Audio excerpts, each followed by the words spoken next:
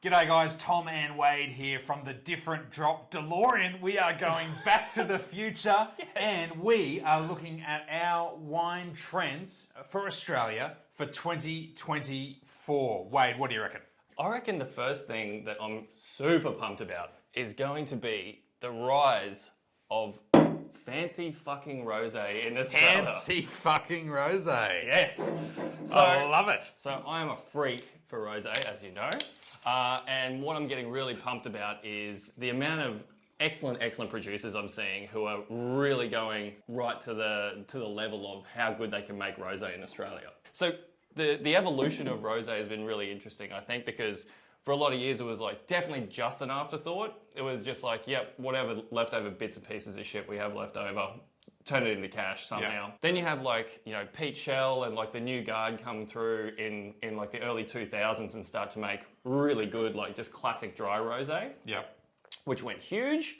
But you know, it sort of had like a ceiling on it on just how good those wines got. But over the last sort of 12 months, I've seen some epic Australian rosés that really could go toe-to-toe with anything in the world. Well, I think we've seen over the last decade or so as well, access to some of these incredible international rosés. Things like Closer Bon, you know, La Maresca, like some incredible Italian and French rosés, rosados that really take things to another level and have probably inspired a lot of the local winemakers to do likewise. So great choice with the wine you've pulled out. This is Swinney. Mourvedre Rosé. So Swinney, if you don't know them, really excellent family grower out of Franklin River in WA. So this is old vine, bush vine Mataro. So, you know, it's not exactly like an Australian take on a Bandol, but it's dry grown, like gnarly old bush vines on this epic hill at the back of nowhere in Franklin River. And this is grown with the specific intent of just making benchmark rosé. And they made this for the first time in 2021. I remember we spoke to Matt and the Swinney guys at the time, and they were really deliberately trying to make Australia's best rosé. Yeah. That's what they wanted to do. And it is hard to argue that. That is an unbelievable one. Firstly, I love the colour. Yeah. It immediately is like kind of withholding. Yeah, it's like rose, it's rose gold is what it is. Yeah, beautiful. And it's savoury, it's perfumed, it's long without being, you know, overripe or sweet. Yeah. It's a serious wine. It's the depth and the structure of the palate of this wine, which is really exciting because it's a rosé that you're going to want to cellar as well. Yeah. Like, because it's got that bit of barrel work, that little bit more extra phenolic built into the background. And the acidity there is crazy. So it's mostly old vine Mataro, but then you've got just a little splash of Grenache and a little splash of Vermentino for a little bit of extra zip. And I think you can feel that in the acid profile as well, because it's got like this really clean, sharp acid through the backbone. I mean, I put this right up there with, you know, one of the best rosés in Australia at the moment. Cracking rosé, absolutely cracking. And now when you're looking around the rest of Australia too, there's plenty of other amazing wines to check out. Other rosés to look out for, I mean, Josh Cooper's, definitely. So either Cobalt Ridge or anything he does under the Josh Cooper label. Yep. Like, those wines are incredible. Owen Larder makes some epic, like, Neb rosés. Domenica, amazing. You mentioned Spinifex earlier, the Lux rosé that Pete makes in occasional years. Is pretty amazing. For sure. The Las Vino, the Albino Pinot, like, that's just a delicious bottle of wine, man. Yeah. And people being able to push that price up, if the booze is good enough and stands up, I'm all for it. So this is $60, and I think it's worth every penny. Great. Awesome. Great trend. Trend number 1 done. Fancy fucking rosés. Fuck yes. All right, so my first trend. I'm a very trendy fellow, so Yep. So these trends are going to be good. So, mate, have you noticed how freaking hot it is this summer already? El Nino is warm here in Sydney. I am wearing a jumper, but I know what you're saying. Yeah. Yes. It's been like 30 degrees like every day. Yep. And, you know, red wine's pretty gross in the heat. Like, I just can't handle it. Right? Red wine is pretty... No. So, anyway, the trend is, for me, light reds, chilled reds. This is something that we've seen more and more of. I reckon 3 or 4 years ago, it was like, oh yeah, chuck your Pinot in the fridge for 10 minutes kind of thing. Now you're seeing this whole category emerge where wines are being deliberately crafted to be like fridge reds. Absolutely, and that's the category I reckon that's taken off the most this year. Hey, like in terms of like what we've seen people buying, it's this sort of stuff, and it makes so much sense. I grew up in central Queensland, and I remember being. Hey, shows, right? Easy. I remember being like it being 42 degrees on Christmas Day, and my grandma drinking a Coonawarra Cabernet, 15% with like 2 ice blocks in it, and I was like, "What are you doing, Grandma?" But this is the sort of booze you should be drinking in that weather. So this is a great example. It's Adelaide Hills. Golden Child's the producer. Our great mate James Hamilton down there in the hills, and it's a blend of Pinot Noir and Syrah. So it's early pick Shiraz. So peppery, spicy, and then Pinot for red fruit, for acidity. Now, the Lazy Sunday Red, we've been selling this wine for probably 6 or 7 years. So he was early onto this category. And it's always been designed as that sort of fridge red, esky red. And for us, one of the best examples. Mate, it tastes like Christmas. Yeah. It's all like cherry and spice. So like regrets and family. Sadness. Problems and sad. No, this tastes amazing. This is a cheerful wine. Yeah, so that's a pretty like uniquely Australian blend, the Pinot Shiraz thing. With the sort of old school like Hunter classics, like all the Maurice O'Shea wines and whatnot. Like they're like really serious long-term cellaring wines. But here, this is just built for drink it now. How tasty is that? So good. Oh my God. Why would you drink any red wine that's not chilled? Like, it's just delicious. And Yum. We talked about rosés before, and they're obviously a little finer. These are a bit more red fruited, a bit more plump because they're red wines. Yep. But they're made without tannin and oak, which are the things that can throw a red when you chuck them in the fridge. So the fridge does this no harm whatsoever, cools you down. Perfect summer Australian drinking wines, these. Bright, crunchy, slippery, just dead sexy in summer, hey? Totally. So we have a light, like a chilled reds pack on the side. Little plug there, chilled reds pack. And that's become one of our most popular mix packs over the last few months, with obvious reasons. So clearly this is a trend that's here to stay. And we have access to these varieties, like Pinot, Syrah, Grenache, Gamay, Cinsault, Pinot Meunier, Nero d'Avola. Yep. All these sort of low tannin, fruity, light reds. That just work perfectly in our climate. So check out light reds this summer. Great call. All right, cool. So, what's next, mate? What's our next trend? Mate, I think this is super cool. Is this brand new category that's only opened up in the last couple of years of the box wine. Fancy Goon, mate. Fancy Goon. Brothers in a Box is just one example of cool, interesting wines. Give you a rinse. Yeah, you do the rinse. Yep. Of really cool, interesting wines being made in cask. So obviously, like a style that most Australian wine drinkers are familiar with in one way or another. Yeah. Helped many of us get through, university or high school even. Yeah. So this is not your grandma's goon, basically. This is Class A Clare Valley Riesling. Sounds like your grandma's goon was Coonawarra Cabernet. Right? Yes, it was. Brothers in a box. Brothers in a box. So Jono and Damon Kerner making some of the coolest booze in the Clare Valley. This 2023 Riesling is an absolute stonker. The whole idea, talking to the boys and a few other people making these wines, is that they're trying to just look to sustainability, right? And practicality. These are going to keep for a long time in the fridge. Absolutely. Like possibly months, but if not months, then weeks. Easy weeks. So I've had one of these open for 3 weeks. Yep. And I finished it.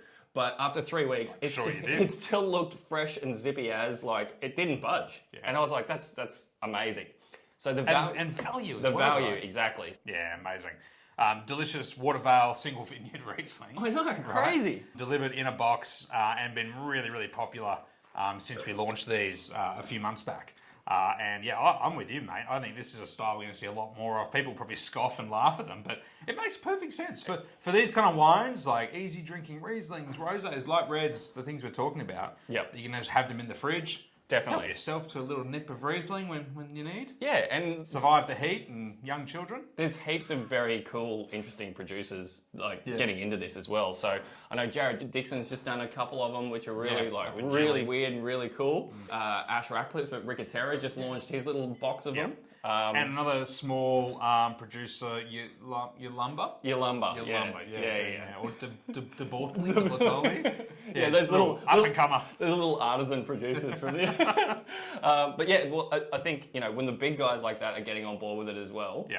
Then this thing is not going anywhere. This is going to take off next year, I reckon, for sure. All right, how good. Okay, now my second trend, mate, is one that we've been seeing. It's not a new thing for 2024, but I think it's something that's going to accelerate in 2024, and that is new Aussie regions for growing grapes. Part of the reason for this is we're seeing prices skyrocket for the really traditional regions, the classic your staples, your flagships. Yeah. Fruit is scarce and becoming scarcer, and everyone's trying to buy Yarra Valley Pinot or Adelaide Hill Chardonnay or Margaret River Cabernet. McLaren Vale Grenache. There's only so much of it in the ground, and that's exactly. And you've got especially this new generation of producers that are looking to make their way and get their labels going, and they can't buy these expensive fruit. So they're looking to these regions on the edge that maybe are less well known, but have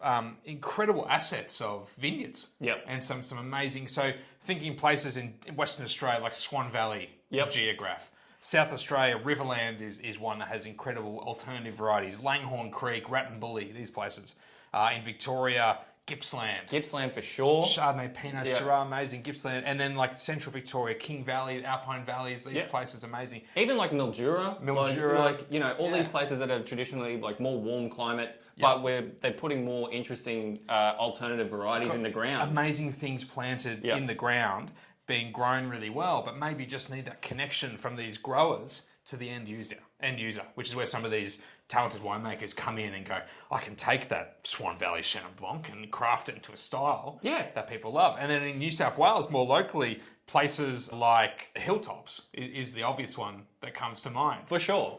And that's what we've got here. So this is Mr. Nick Spencer, a good friend, Nick, who has made an art form of finding little parcels of fruit around New South Wales and crafting them into some really outstanding wines. And no exception being his new P-A-R wines, which is looking at alternative grape varieties in these regions. This is Hilltops Grenache, and I think a fantastic example of this trend because Grenache is very popular. We're all loving our Grenache. Yep. But McLaren Vale Grenache is getting more expensive, getting harder to come across. Barossa Valley is already there. Yep. And now his little old Hilltops in sort of around the Young area of New South Wales, sort of a little bit southwest, making some amazing Grenache. Man, he's absolutely smashed this wine too, hey? Because it's got exactly that signature rosy perfume that when I'm looking for premium Grenache, if that jumps out of the glass, I'm woof, on a winner.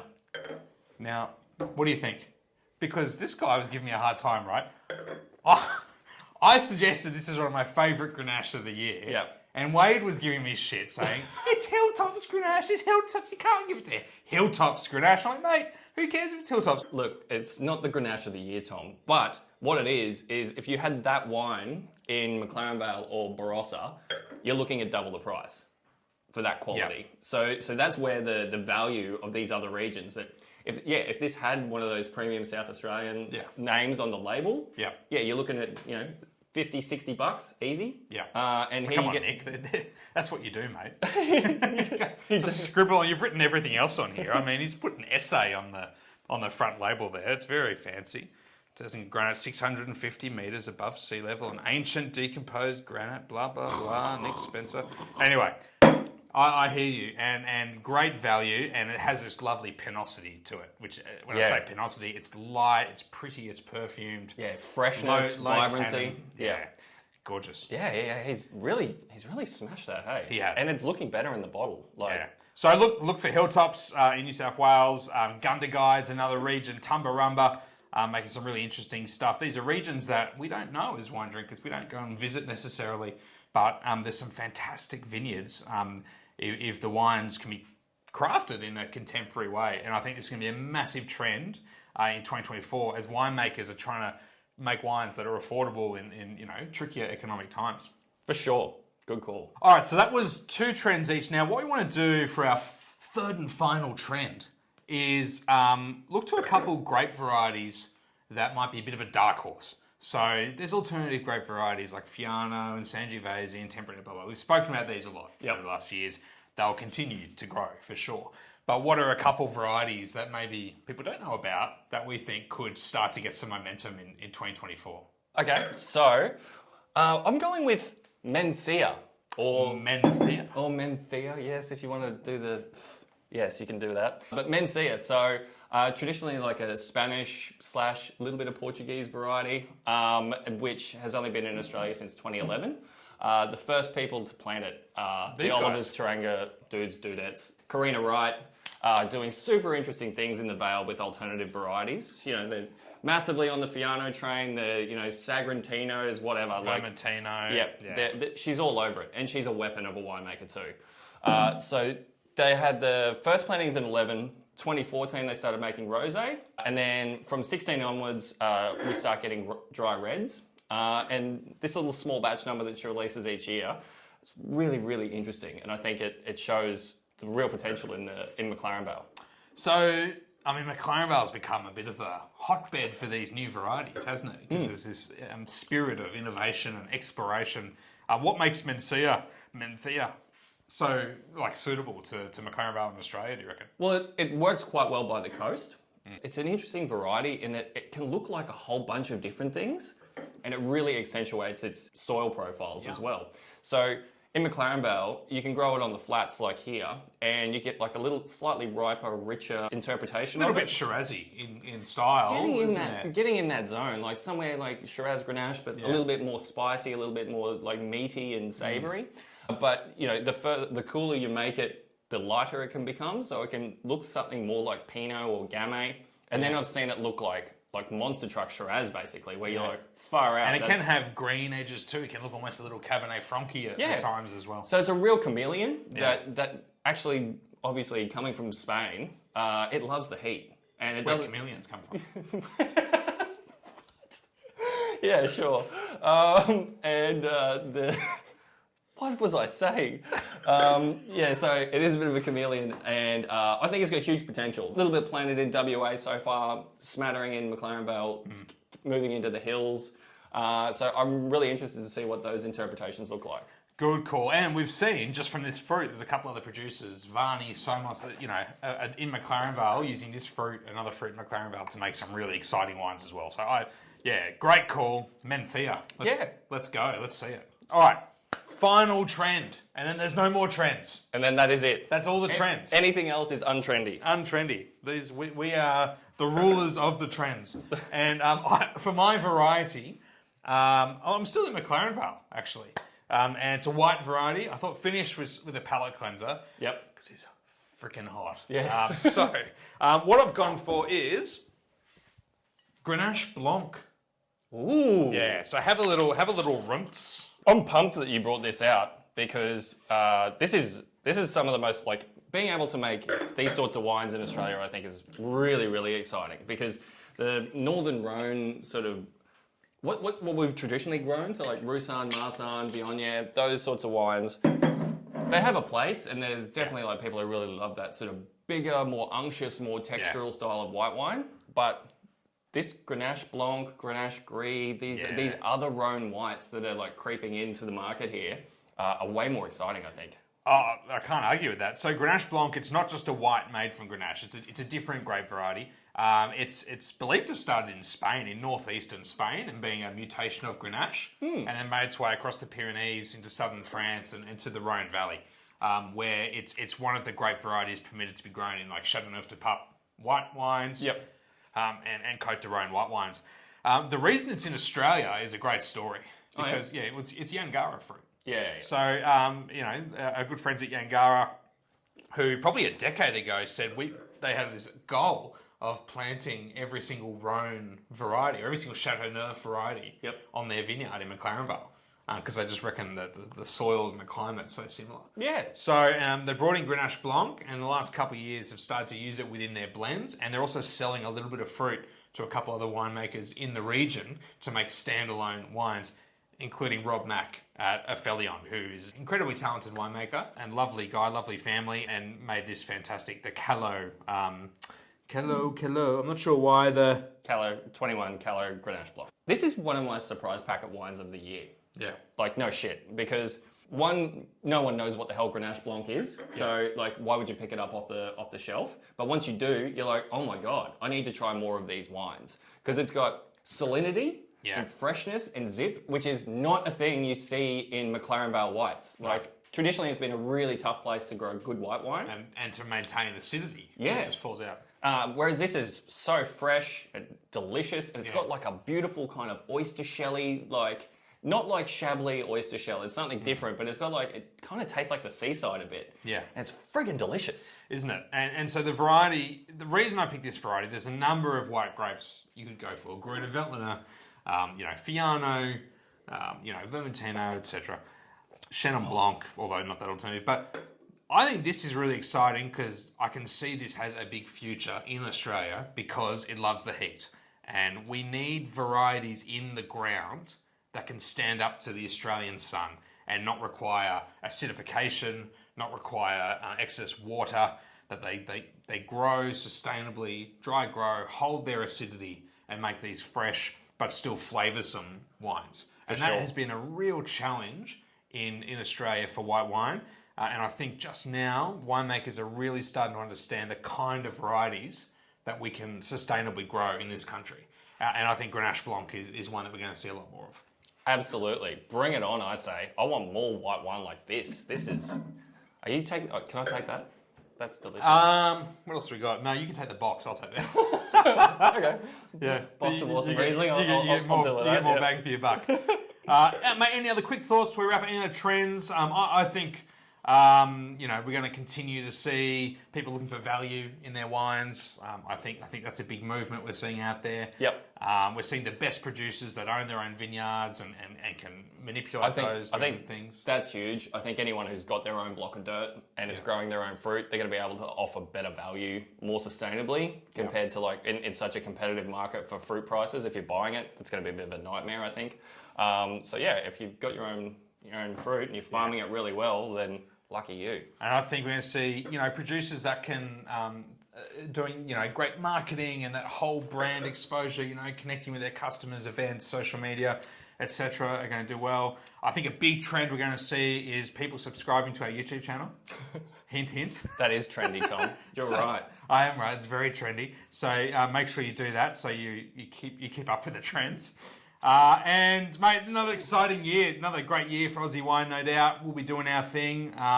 Good choices on your trends. Yeah, you too. Good job. You're a trendy fella. Yeah. Well, okay. Thank you, Tom.